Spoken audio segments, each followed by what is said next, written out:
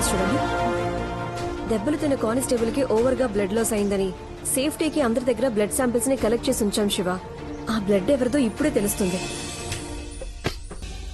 అది normal human blood లా లేదు. ఏమైంది? పెన్సిలిన్ టెస్ట్ చేయటం వల్ల ఆ బ్లడ్ లో కురారే అనే విషం యొక్క ప్రభావం ఎక్కువగా ఉంది. నాకు తెలిసినంత వరకు నీటిలోనూ నేల మీద ఎక్కడైనా బతకగలిగే కప్పలాంటి జీవుల్లోనే దీన్ని మనం చూడగలం. బాక్ అనేది నీటిలోనైనా నేల మీదైనా బతకగలిగిన ఒక